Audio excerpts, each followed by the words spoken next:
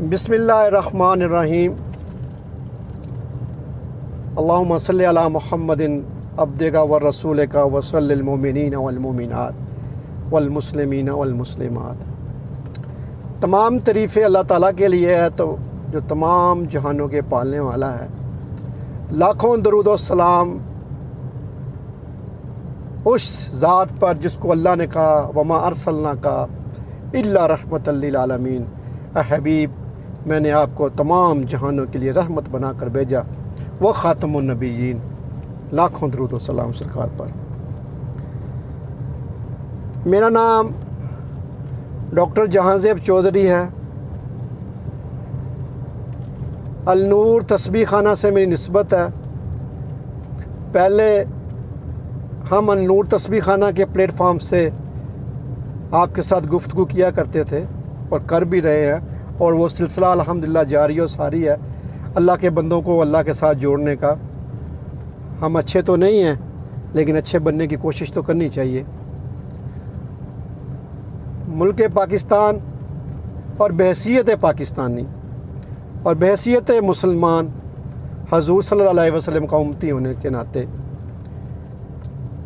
वतन अज़ीज़ पाकिस्तान के जो हालात हैं, जो जिन हालात से हम गुज़र रहे हैं, मेरी तरह तमाम पाकिस्तानी परेशान है और तशवीश लाहक है। जब से पैदा हुए हम एक ही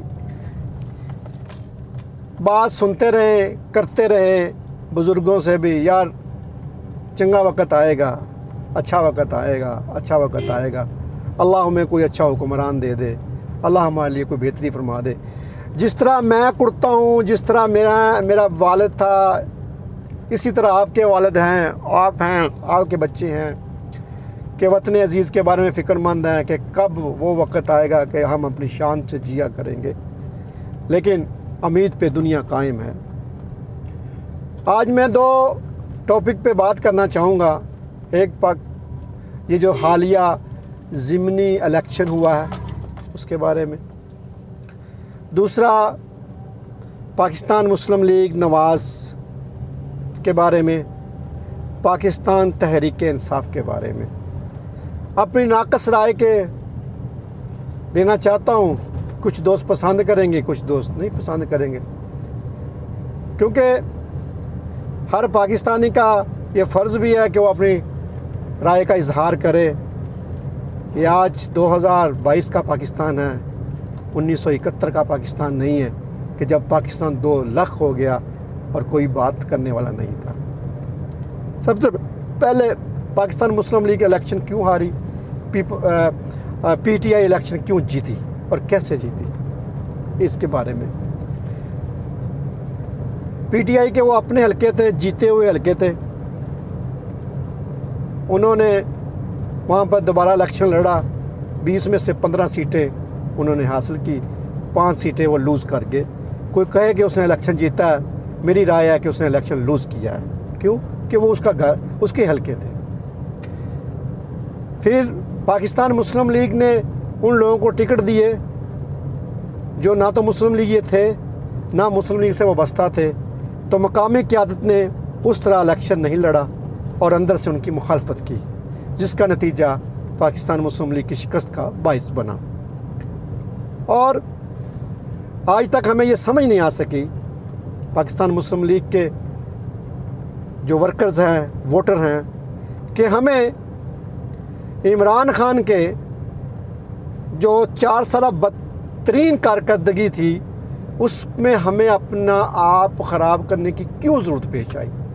ये जितना भी मलबा इनके ऊपर गिरा है, ये उसकी गवर्नमेंट का, क्योंकि जब गवर्नमेंट 5 साल मुकम्मल करने पे आती है तो फिर अवाम उससे सवाल करते हैं आपने 5 साल में क्या किया। तो उस बंदे ने जब 4.25 साल कंप्लीट कर लिए तो पाकिस्तान मुस्लिम लीग मियां मोहम्मद शहबाज शरीफ को क्या सूझी कि वो इस तरह के फ़ैसले करें। मियां शहबाज शरीफ साहब को ऐसी कौन सी मजबूरी आ गई कि उसे इक़्तिदार में आना पड़ा, यह सवालिया निशान है। और इस पर मुस्लिम लीग के जो वर्कर्स हैं जिन्होंने मुशर्रफ के भी बदतरीन दौर से गुज़रे, जो इनके भी बदतरीन दौर से गुज़रे, मोहल्लों में लड़ाइयाँ की, रिश्तेदारों से लड़ाइयाँ की और अपनी जमात के लिए खड़े रहे और स्टैंड किया, ये वर्कर्स आज भी ये सवाल करते हैं कि उसका गंद अपने सर क्यों लिया। ये सवाल है मियाँ मोहम्मद शहबाज शरीफ से और मियाँ हमज़ा से कि आपने मियाँ नवाज़ शरीफ की वो कारकर्दगी जो उन्हें दहाइयों पे मुहित थी, जो उन्होंने पाकिस्तान की तरक्की के लिए किया, आपने ऐसा गलत फ़ैसला क्यों किया। एक दूसरा ये कि पाकिस्तान मुस्लिम लीग क्या है, कौन है, नवाज़ शरीफ कौन है। आप हर पाकिस्तानी के मुंह में इस बंदे ने गलत बात डाल दी। मियाँ मोहम्मद नवाज़ शरीफ वो बंदा है जो एक सनतकार का बेटा है। क्या में पाकिस्तान से ये लोग इंडिया से हिजरत करके आए और लोहे के काम से वाबस्ता हुए, सियासत आने से पहले ये लोग मल्टी मिलियनियर थे। फिर ये सियासत में आए, इस्टेब्लिशमेंट के कुछ साथी मिले, उन्होंने इन्हें आगे लेके चले गए। किस्सा मुख्तसर के इस्टेब्लिशमेंट की पैदावार है। इन्होंने इक़्तिदार में आकर पाकिस्तान पीपल्स पार्टी की गवर्नमेंट के बाद, जब पहली गवर्नमेंट मियाँ मोहम्मद नवाज़ शरीफ की आई, इन्होंने अच्छे काम किए। लोगों ने समझा कि ये पहलों वालों से बेहतर है। लोगों ने इनकी तरफ राग़ब होना शुरू कर दिया और ये सिलसिला चलता रहा और इनका अच्छा खासा वोट बैंक बन गया। फिर जब पाकिस्तान तरक्की करता है तो पाकिस्तान के दुश्मन भी एक्टिव हो जाते हैं, क्योंकि जब से ये वतन वजूद में आया तब से इसके दुश्मन अंदरूनी और बैरूनी, कायद-ए-आज़म मोहम्मद अली जिन्ना का वो फरमान है कि पाकिस्तान को कोई नहीं मार सकता। पाकिस्तान को जब भी मारेंगे पाकिस्तानी खुद मारेंगे। तो वो जो पाकिस्तान के दुश्मन है, दुश्मनों की आँख में ये बंदा खटकने लग पड़ा। फिर इस बंदे ने जब इक़्तिदार में आया, इसने बड़े बड़े प्रोजेक्ट बनाए, बड़े बड़े मनसूबे बनाए, ऐसे मनसूबे बनाए जो पाकिस्तान की खुशहाली के ज़ामन हो। पहली गवर्नमेंट आई, इस बंदे ने मोटरवे बना दिया। पूरे एशिया में कोई मोटरवे नहीं था। इस बंदे ने सड़कों के जाल बिछा दिए, इस बंदे ने मनसूबों के जाल बिछा दिए। पाकिस्तान एक दफ़ा फिर तरक्की के रास्ते पर चलना शुरू हो गया, लेकिन इसकी गवर्नमेंट को गिरा दिया गया। इसकी गवर्नमेंट को गिरा दिया गया। फिर बदतरीन दौर शुरू हुआ। फिर इस शख्स को लेके आए, फिर इस शख्स ने फिर बाग दौड़ संभाली। इसके लफ्ज़ आज भी मुझे याद है कि पाकिस्तान का जिस्म जगह जगह से ज़ख्मी है और मैं पाकिस्तान के इस जिस्म को पे मरहम रखने के लिए आया। फिर इस बंदे ने साबित किया, इस बंदे ने एयरपोर्ट्स बनाए। जब हम बैरून मुल्क से पाकिस्तान में आया करते थे, आप यकीन करें, जब एयरपोर्ट पे उतरते तो एरोप्लेन से ट्रैक्टर हमारा सामान उठा के लेके आता था। वो जो पटा, चलने वाला पटा होता ना, वो कभी टूट जाता था, कभी फिर जोड़ना पड़ता था। ये हालात थे पाकिस्तान के।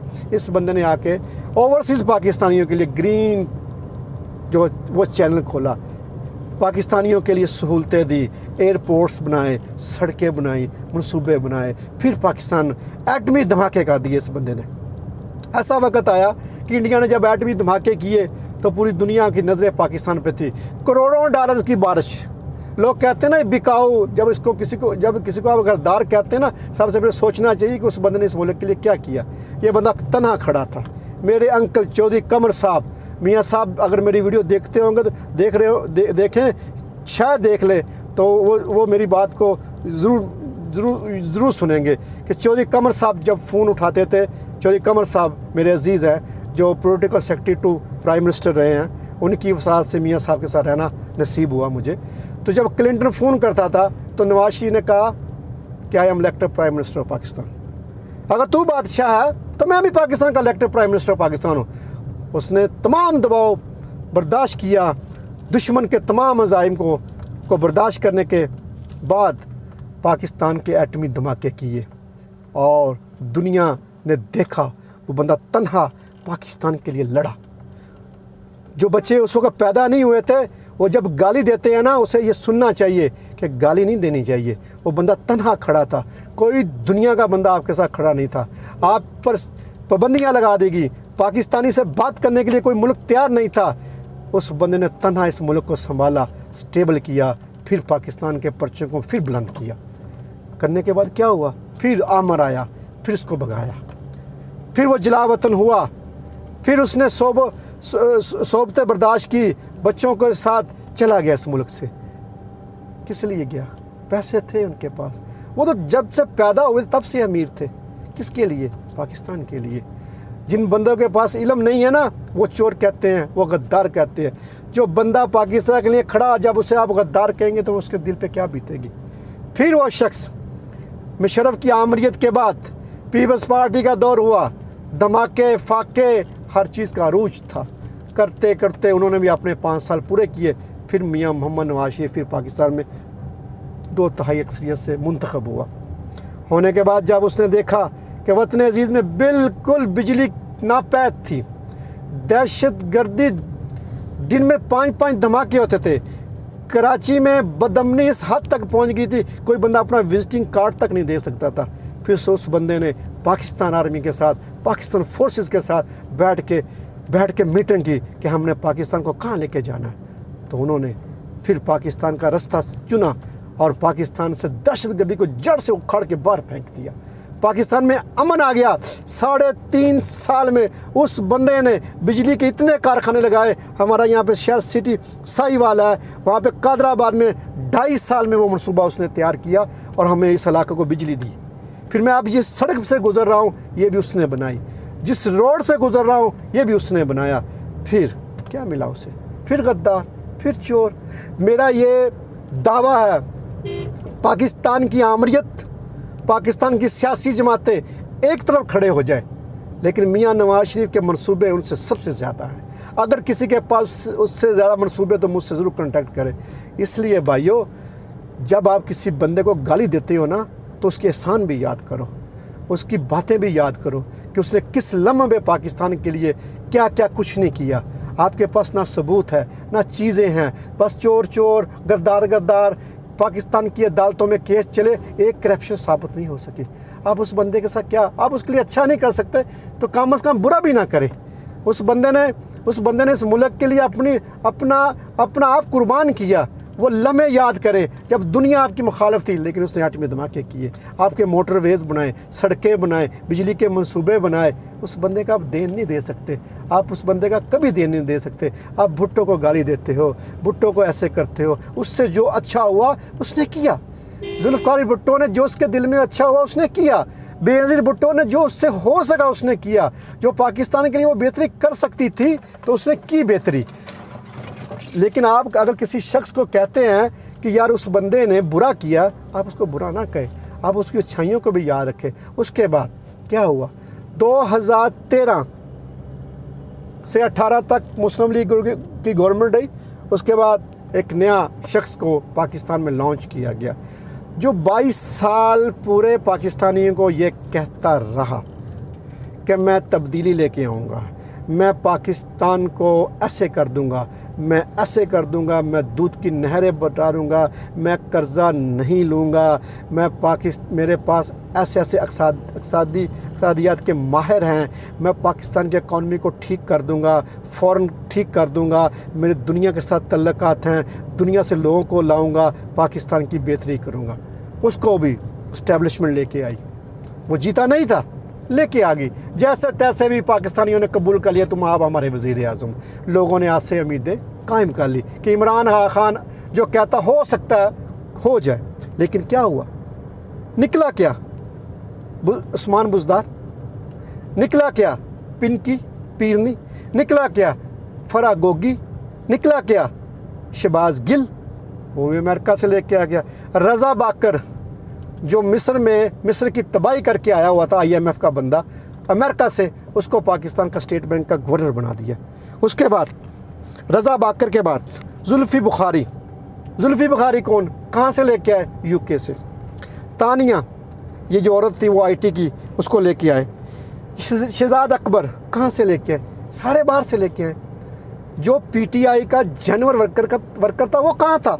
वो तो पीछे रह गया। ये अपने बयानिए से हट गया। हटने का अंजाम क्या हुआ? ना इससे कोई काम हो सका, ना इससे कोई पाकिस्तान की बेहतरी हो सकी। ये कहता था मैं 1 करोड़ नौकरियां दे दूंगा, 50 लाख घर बना दूंगा। कहाँ 50 लाख घर, कहाँ नौकरियां? IMF के पास जाऊंगा, खुदकुशी कर लूँगा। कहाँ खुदकुशी? कुछ भी नहीं हुआ। सिवाय मेरे छोटे छोटे बच्चों के दिमाग ख़राब करने से, चोर है वो, चोर है वो, चोर है। भाई उसने काम किए हैं पाकिस्तान की, आप उसकी तरक्की देख ले, उसके मंसूबे देखते, फिर कहते नहीं जी खाया होगा।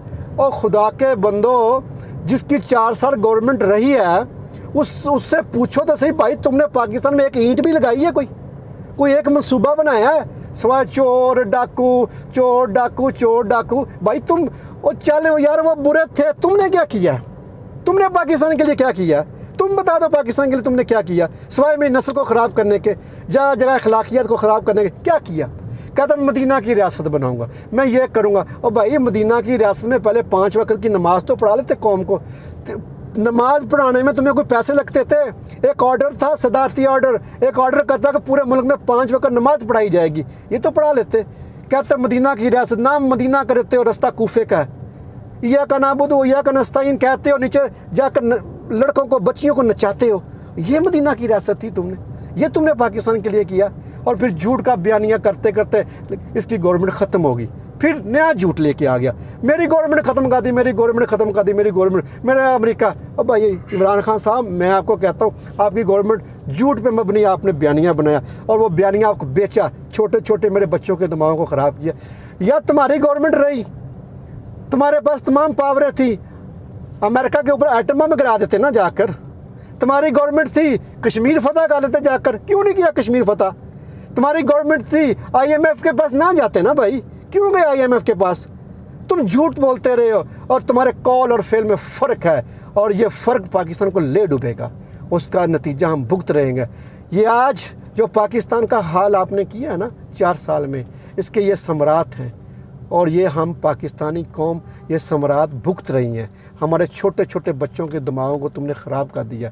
तुमने उनको बताया ये चोर है, ये चोर है, ये चोर। भाई खुद क्या हो? खुद अपनी ज़िंदगी पे नज़र डालो ना, आप क्या हो? आप कहाँ से चले हो, कहाँ तक पहुँचे हो? कहाँ सीता वाइट, क्या आपने वहाँ से बच्चे पैदा किए? पता नहीं कहाँ कहाँ अपने बच्चे पैदा किए। फिर आपने यहाँ पे पिंकी पीनी 7 बच्चों की माँ थी, उसे भगा के लेके आ गए। तुम्हारी अखलाकियत कहाँ पर है? क्या है तू? और फिर अपना किरदार तो देख लो। फिर हर बात पे झूठ, हर बात पे यू टर्न। अमेरिका की कभी तारीफ़ें करना शुरू कर देते हो, कभी तुम इंडिया की तारीफ़ें करना शुरू कर देते हो। इंडिया वो है, इंडिया ये है, इंडिया वो। भाई इंडिया चले जाते, उस वक्त तुम्हारे पास इक़्तिदार रहा, सब कुछ कर लेते। तुम्हारे पास इक़्तिदार रहा, बस झूठ बोलते रहे हो। बस आके टीवी पे जो तुम्हें एक पर्ची दे दी जाती थी, वो पढ़ के सुना देते थे लोगों को। और क्या हुआ? छोटे छोटे बच्चों के दिमाग को ख़राब किया। मुझे दुख इस बात का है कि ये जो मैं इतनी बात कर रहा हूँ, ये जो हमारा कल है, जो हमारा मुस्तकबिल है, ये हमारे बच्चे हैं। तो मेरे बच्चों को किस काम पे लगा दिया? ये चोर है, ये चोर है। खुद तो बन के दिखा नमूना कि तू चोर नहीं है। आप तोशाखाना से पकड़ा गया, आप कहाँ से करप्शन करते। इतनी बड़ी पार्टी चला रहे हैं इमरान खान साहब, ये फ़ंड कहाँ से आते हैं? ये पैसे कहाँ से आते हैं? आपका कारोबार क्या है? ये भी तो बताओ ना कौम को, आपका कारोबार क्या है? ये पैसे कहाँ से आते हैं?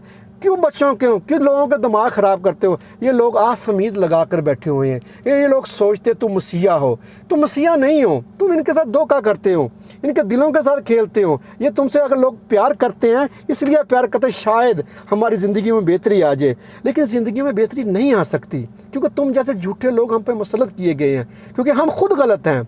हम जब कुछ तोलते हैं वो कम देते हैं, जब बात करते हैं हम झूठ बोलते हैं, जब हम 500 का सूट ला कर 5000 का बेचते हैं हम गलत करते हैं। तो जब हम गलत हैं तो हमें अच्छे हुक्मरान नहीं मिल सकते। तो आप जो लोगों को ये झूठा बयानिया लगाया हुआ है, छोटे छोटे इस पाकिस्तान पर रहम करो, या तो फिर कायम हो जाओ ना, को अल्लाह रब्बी ला शरीक बिशैन, अल्लाह मेरा रब है और उसका कोई शरीक नहीं है। तो फिर हम भी तेरा साथ दे कि यार वाकई ये सच्चा बंदा है।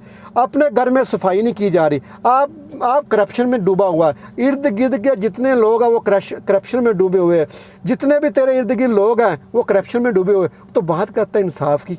भाई गटर पे बैठ के खुशबू की दुकान नहीं बनाई जाती, खुशबू की दुकान के लिए अच्छी दुकान बनाई जाती है। तो इसलिए इमरान खान का बयानिया भी झूठ पे मबनी है, बात भी झूठ पे मबनी है, बदतमीज़ी पे मबनी है। कोई एक काम ये शख्स बता दे जिसने पाकिस्तान की बेहतरी के लिए क्या किया हो। पाकिस्तानियों, जब तक आप खुद नहीं जागोगे, जब तक आप खुद नहीं उठोगे, आप पाकिस्तान की बादशाह खुद बन सकते हो। आपको खुद उठना पड़ेगा, अपने अंदर से क़यादत लानी पड़ेगी। ये आप कब तक इन कभी नवाज शरीफ, कभी शेर, कभी तीर, कभी बल्ला, लेकिन जब तक हम अच्छे नहीं होते चेंजिंग नहीं आ सकती, नहीं आ सकती, नहीं आ सकती। अल्लाह पाक हम सबको हदायत दे। अल्लाह ताला मेरे वतन अज़ीज़ की खैर कर दे, मेरे वतन अज़ीज़ को खुशहाल कर दे, अच्छा हुक्मरान नसीब फरमाए। आमीन आमीन। इसी बात पे मैं इजाज़त चाहता हूँ। हक़ और सच पे जाएं, अपने आप को अच्छा करने की कोशिश कीजिए, ख़ुद अच्छे हों और अगले को अच्छे बनने की तलकीन करें। सबसे पहले आपको ख़ुद अच्छा होना लाजमी है। जब तक आप अच्छे नहीं होंगे, फिर उस वक़्त तक हम इसी झूठों के, इस टोलों के पीछे नारे लगाते रहेंगे और बेइज़्ज़त होते रहेंगे, और वतन अज़ीज़ भी इसी तरह ठोकरे खाता खाता पता नहीं एक दिन कहाँ पहुँच जाएगा। अस्सलामु अलैकुम वरहमतुल्लाहि वबरकातुहू।